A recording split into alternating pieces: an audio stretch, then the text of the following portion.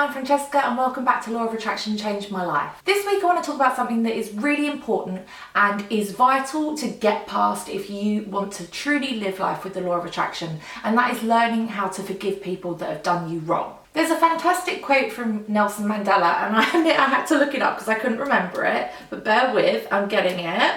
So much research for these.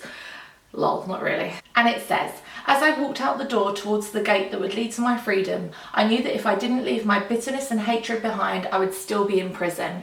And there's quite a lot of examples of people that have had terrible, terrible wrongs done to them and they have managed to forgive. One that comes to mind instantly is, it's clearly not in my mind instantly.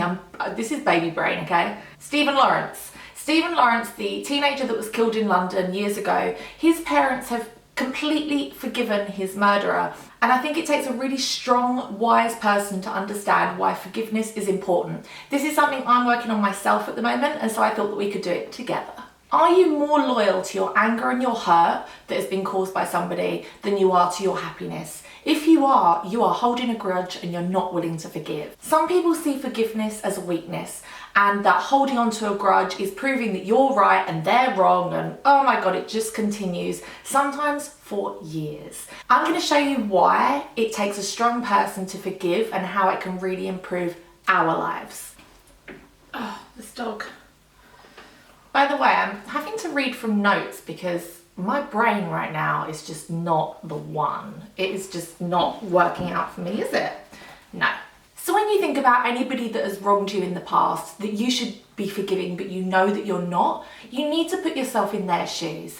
Think about what has led them to the act that they did against you. It could be something really small, such as like always expecting for you to pay for a taxi, or it could be something really big like murdering your only child, like Stephen Lawrence.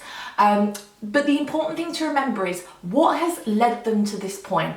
None of us are born evil. We're all born pure, and we all have different life experiences, different circumstances, different pain, different pasts, and different belief systems that have led us to where we are now, where we inadvertently or sometimes on purpose hurt people. Everybody is a product of their upbringing and a product of their experiences.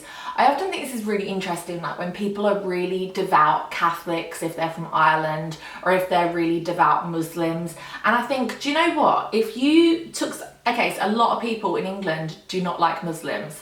But if you weren't born in England, if you happened to have been born in an Islamic country, you would be a Muslim. It's only by chance that you happen to have been born here that you happen to be Christian or Catholic. Does that not strike anybody as odd? You know, if you happen to be born in Thailand, you would probably be a Buddhist. Like, it is all by chance, and we are all just leading these different lives. Where do you want to go? What have you got that is so important? Hey? It's also important to remember that hurt people hurt people. So, you know, the kid in the classroom that bullies everybody else is quite often the one that is bullied at home.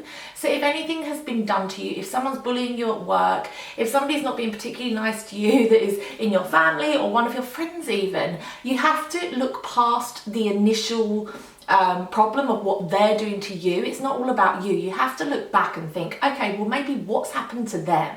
You're on a spiritual journey with me. We are opening up our consciousnesses, and I don't know about you, but the more I explore the law of attraction and I explore a lot of things that are not traditionally taught to us as children, the more I'm overwhelmed at how shallow I am and how little I know.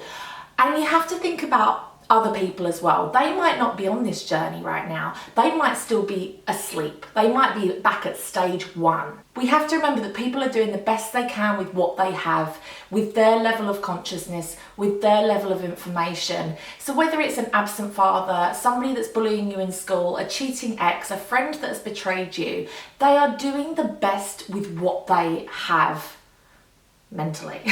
We are all doing the best we can with what we have, and so that absent father, the person that might have bullied you at school, the person at work that is making your life hell, a cheating ex, a friend that's betrayed you, they are also working with the best that they have. Maybe someone hasn't introduced them to law of attraction yet. Perhaps they don't have a faith. Perhaps they're not taking those steps to become awakened, and that's not really their fault. So does forgiving people mean that you have to put up with their shit?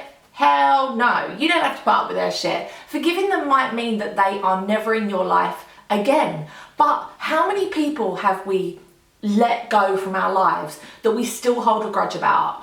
Personally, me, loads. I am one for holding a grudge. The film The Grudge was about me. I'm a grudge holder. And that's why I'm making this video, is because this is something I know that I really need to work on. Resentment and holding a grudge is like holding a hot rock, being ready to throw it at the other person. It does not hurt the other person at all. It is only hurting you. And that is the thing about forgiveness, is we often think that we're forgiving other people for them. But really, this is about doing it for us. Bitterness and holding a grudge is not good for our health, it's not good for our minds, it's not good for our well-being. And what purpose does it serve? If Stephen Lawrence's parents and Nelson Mandela can forgive those who betrayed them and those who committed the most awful crimes against them, why on earth can't we forgive someone for, like, I'm sure our problems are not as big as those. If they are, comment down below, because I'd like to know what your problems are that are bigger than Nelson Mandela's, okay? So an exercise I think would be really beneficial for us all to do is to write down between 3 and 5 grudges that we are holding. And you might initially think, I'm not really holding a grudge against anyone. I know for sure I've got some friends I'm holding a grudge against from, how old am I, 31? 15 years ago? For 15 years.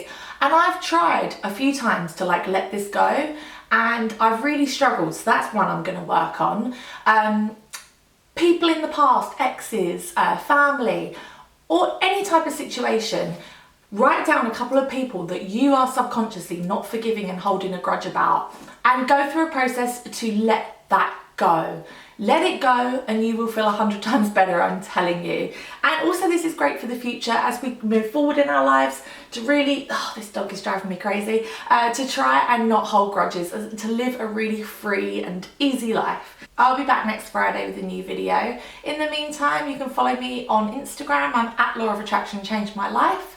On Twitter, I'm at LOA Changed Me. All of my personal stuff is at Francesca Amber, and my blog, lawofattractionchangedmylife.com. I'm going to have an updated reading list on there soon, so watch out. Are you holding a grudge about having to live with me?